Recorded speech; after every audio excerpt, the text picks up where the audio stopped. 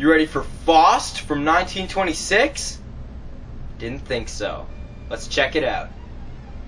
So in this film, God and Satan war over Earth. So to settle things, they wager on the soul of Faust, a learned and prayerful alchemist. During a plague, Faust despairs and burns his books after failing to stop death. Satan sends Mephisto to tempt Faust, first with insight of treating the plague, and then with days to return to youth. Mephisto is clever, timing the end of his 24 hours of Faust, embraces the beautiful Duchess of Parma. Faust traded his soul for youth. Sometime later, he's bored and demands on Easter Sunday that Mephisto take him home. Faust promptly sees and falls in love with the beautiful Gretchen, whose romance with him brings her dishonor. I'm not going to give away who wins the wager or anything like that because it would spoil the whole movie. Some of these images in the film are so vivid and classic that they just stick in your head forever. F.W. Murnau was the director, who also directed Nosferatu, which was the earliest surviving film of Bram Stoker's classic story, Dracula. So it's no surprise that there are so many classic images in it. The performances are great. They're sometimes a bit exaggerated, but not as much as in other silent films I've seen before. On this one, the performances seem just right to me.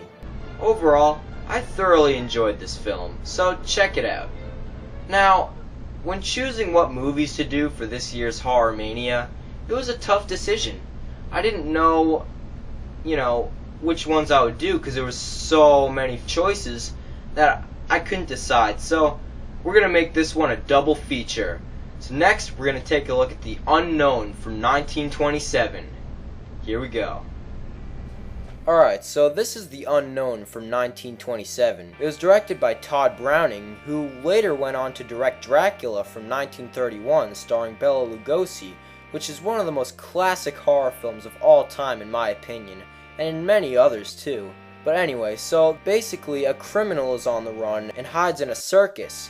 He seeks to possess the daughter of the ringmaster at any cost. This is another film that has the famous Lon Chaney starring in it. Like always, Chaney's face is a casebook of emotions. I mean, just look at that face. Oh man, it really gives it a chilling atmosphere. I can't see anyone else playing the role for this film. Chaney just pulls it off flawlessly every time. Joan Crawford, who played Nanon in this film, said that she's learned more about acting working with Chaney in this movie than from everything else she's worked on in her whole career put together. And critics often cite Chaney's performance as one of the best ever captured on film. MGM gave this film fine production values, especially in the circus scenes. This is definitely one of the strangest films of the silent era. Chaney is so demented in this one, and the sinister characters are really unsettling. For many years, this film was missing until a 35mm print was located at the Cinémathèque Française in 1968. In 1973, at a lecture given at George Eastman's house, Cinémathèque Française director Henry Langlois said the delay in finding the print of The Unknown was because they had hundreds of film cans marked L'Inconnu.